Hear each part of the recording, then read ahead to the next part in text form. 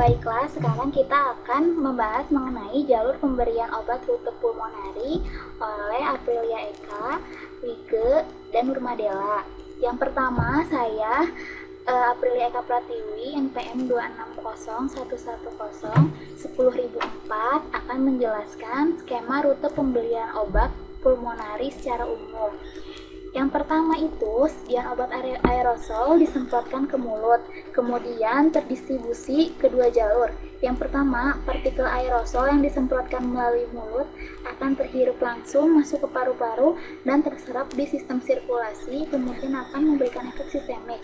Yang kedua, apabila obat tertelan, maka obat akan masuk ke saluran pencernaan, lalu akan dimetabolisme di dalam hati dan mengalami inaktivasi first pass effect, yaitu obat yang masuk akan termetabolisme duluan, kemudian masuk ke sistem sirkulasi, akan memberikan efek sistemik.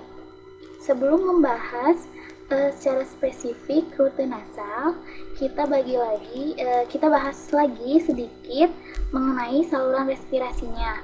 Saluran respirasi itu meliputi mukosa hidung, hipofaring, saluran udara besar dan kecil. Luas permukaan mukosa relatif besar, kira-kira 100 meter persegi pada orang dewasa normal, biasanya untuk penyerapan obat. Ini merupakan jalur rute pemberian nasal. Yang A ini adalah vestibula hidung, yang B-nya platung atau langit-langit mulut, yang C-nya turbinat inferior, yang D-nya turbinat tengah, yang E-nya turbinat superior atau mukosa olfaktori, yang F adalah nasofaring.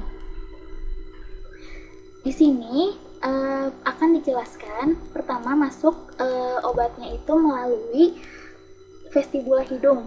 Itu vestibula hidung merupakan rongga hidung, kemudian melewati palatum, kemudian masuk ke turbinat inferior, kemudian masuk ke turbinat tengah, kemudian masuk lagi ke mukosa olfaktori, dan setelah itu masuk ke nasofaring, melewati nasofaring, masuk ke faring, kemudian melalui glotis, kemudian masuk ke dalam trakea dan distribusikan di bronkus, kemudian diserap oleh bronkiolus, kemudian diserap lagi oleh alveoli dan berdifusi ke darah yang nantinya akan diabsorpsi melalui saraf olfaktori.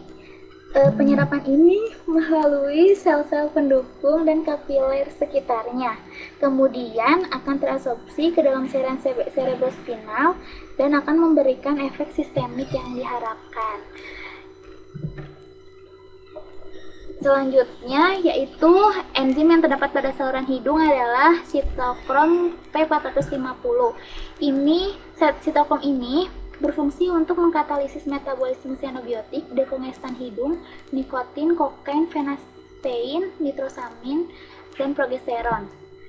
pH nasal itu untuk orang dewasa berkisar 5,5 sampai 6,5, dan bayi dan anak-anak itu 5,6 sampai 7 cenderung netral. Ini semua bisa berubah menjadi basa dalam kondisi rinitis akut, sinusitis akut. Di dalam hidung ada enzim lisogim. Ini berfungsi sebagai antibakteri dan aktivitasnya berkurang dalam pH basa.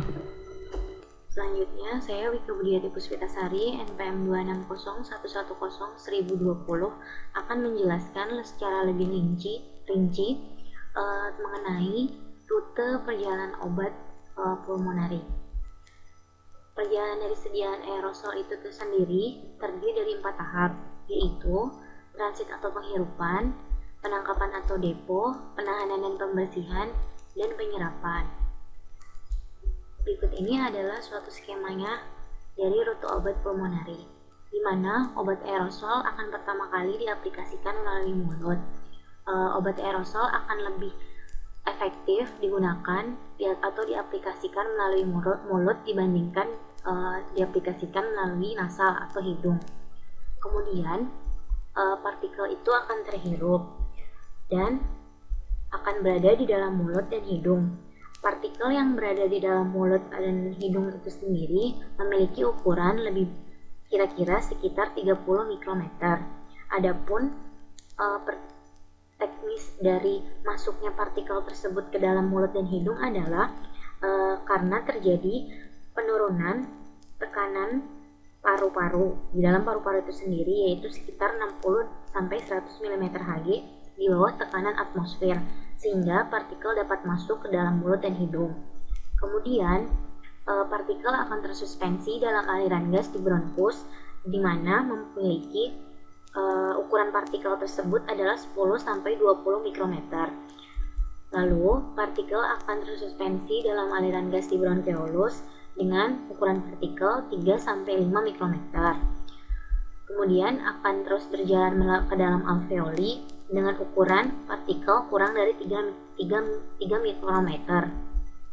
Kemudian, di dalam alveoli itu sendiri memiliki banyak kapiler pembuluh darah, sehingga partikel tersebut dapat terdifusi di cairan alveoli, dan partikel tersebut akan melalui membran kapiler alveoli menuju ke dalam pembuluh darah, sehingga zat aktif tersebut akan menempel pada reseptor dan menghasilkan efek yang sistemik.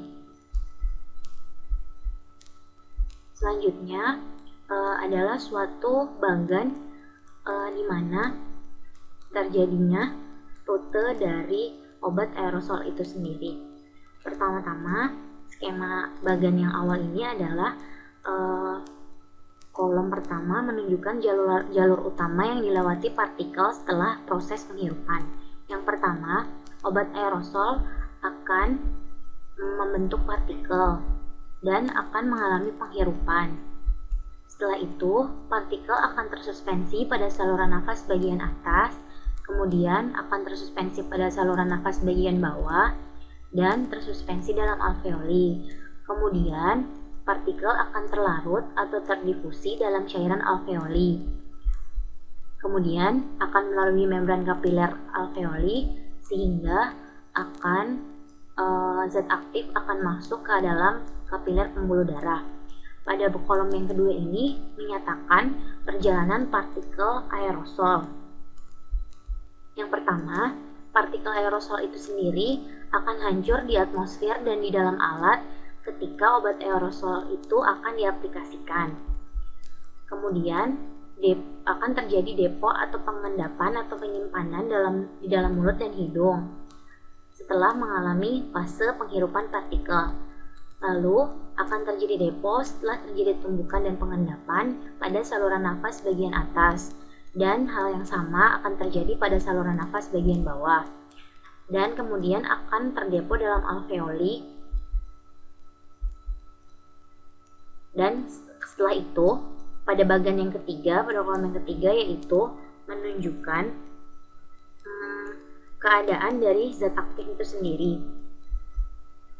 Zat aktif itu sendiri akan mengalami berbagai aktivitas, yaitu A. mengalami aktivitas lokal, B. mengalami aktivitas lokal setelah penyerapan setempat, dan C. akan di saluran cerna. Itu terjadi di dalam mulut dan hidung, saluran nafas bagian atas dan saluran nafas bagian bawah. Begitupun juga dan pada alveoli akan mengalami pembersihan mukosilia atau getah bening. Selanjutnya, di dalam alveoli setelah terdifusi akan mengalami aktivitas lokal di alveoli, dan setelah melalui membran kapiler alveoli akan mengalami aktivitas di dinding kapiler. Kemudian setelah mencapai pembuluh darah akan mengalami aktivitas sistemik. Dapat kita lihat di sini terdapat notasi K1 hingga K9. Notasi tersebut menyatakan bahwa notasi K1 hingga K5 menyatakan tetapan, kecepatan, dan jumlah partikel yang melewati paru-paru. Sedangkan K6 menyatakan jumlah partikel tersuspensi yang tidak tinggal dalam alveoli dan dikeluarkan melalui hembusan udara saat ekspirasi. Jadi, dapat dilihat dari skema bahwa saat partikel tersuspensi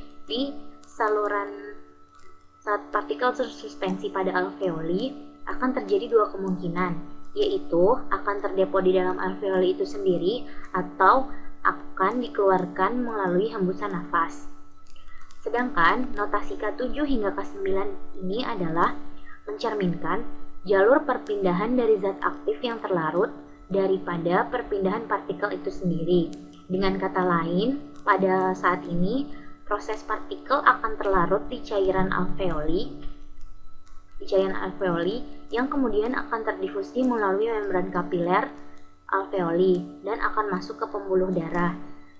Jadi dapat dilihat di sini bahwa partikel-partikel tersebut akan terlarut oleh cairan alveoli, bukan mengalami perpindahan seperti pada fase di K1 hingga K5, yaitu akan mengalami perpindahan di saluran paru-paru.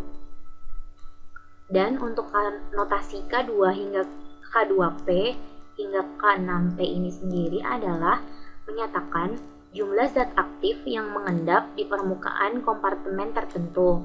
Seperti dapat kita lihat, di K3P dia akan mengalami depo di dalam mulut dan hidung. Untuk K4P akan mengalami depo di saluran nafas bagian atas, dan K5P akan mengalami depo di saluran nafas bagian bawah, dan K6P akan depo di dalam alveoli. Sedangkan untuk notasi K3D hingga K10D menyatakan bahwa keadaan zat aktif yang terkandung di dalam partikel tersebut akan mengalami aktivitas seperti apa. Sebagai contoh, untuk K8D, partikel yang telah terlarut atau terdifusi dalam cairan alveoli akan memiliki aktivitas lokal di alveoli itu sendiri, dan setelah memasuki membran kapiler dan alveoli, dia akan memiliki aktivitas di dinding kapiler, dan setelah masuk ke dalam kapiler pembuluh darah atau ke lapisan pembuluh darah akan mengalami aktivitas sistemik. Selanjutnya, saya Nurmadela Karomiandodo, TPM 260111070 akan menjelaskan rute ini dalam suatu contoh. Yang berikut adalah salah satu contoh dari produk inhalasi, yaitu Exubera, yang merupakan produk inhaler insulin yang bekerja secara sistemik sebagai salah satu pengobatan untuk diabetes. Obat ini mengandung insulin rekombinan dari manusia yang akan terabsorpsi di paru-paru dengan cara dihirup menggunakan inhaler dalam bentuk bubuk insulin pekat dengan ukuran partikel yang telah disesuaikan untuk rute inhalasi, yaitu kurang dari 3 mikrometer. Dikutip dari AIC tahun 1993 buku Biofarmasi. Insulin ini akan dihirup oleh pasien melalui mulut agar tidak melewati membran mukosa, bulu, dan lendir pada hidung yang menjadi barier penghantaran obat masuk ke paru-paru, sehingga efek sistemik akan lebih cepat tercapai.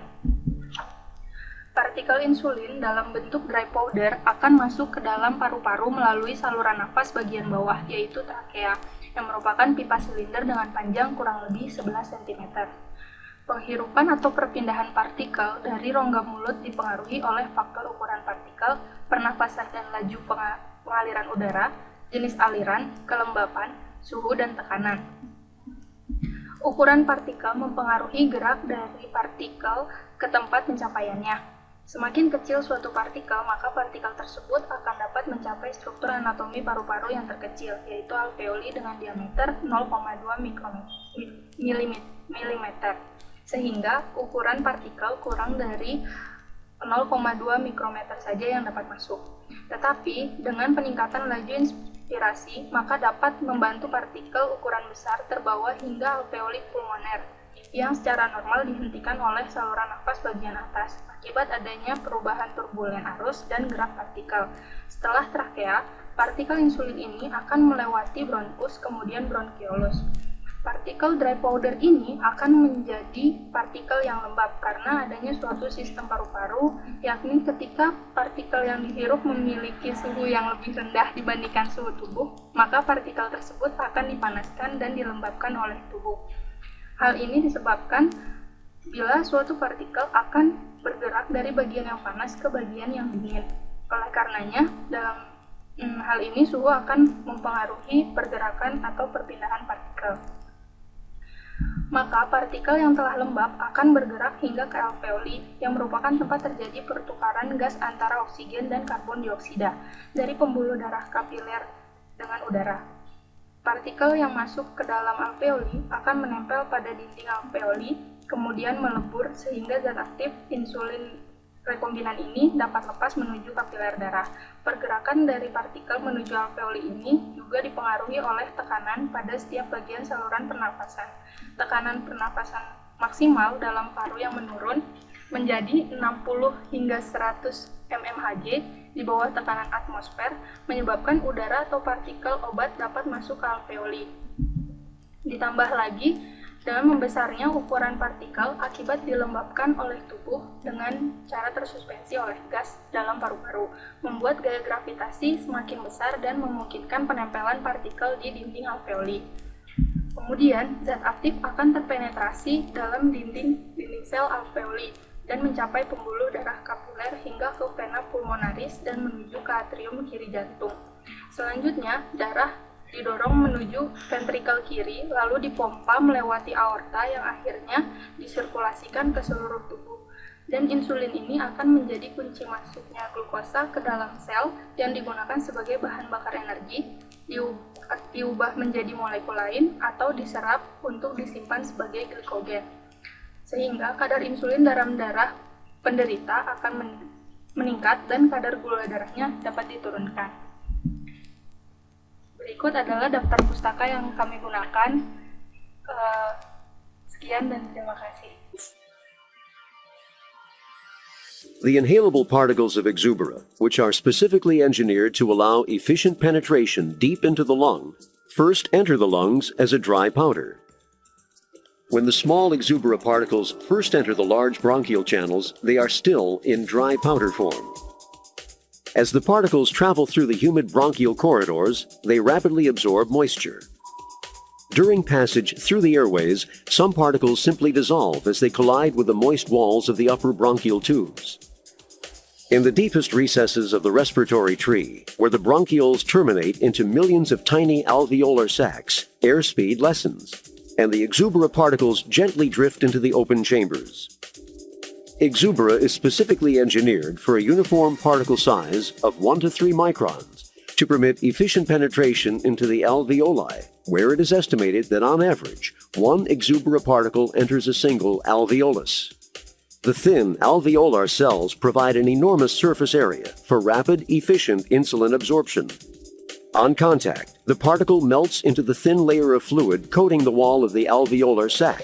It is believed that the individual insulin molecules penetrate through tight junctions between the cells of the alveolar wall, where they enter capillaries and are rapidly whisked away by the circulatory system to be ultimately carried to muscle cells and other insulin target tissues. Exubera.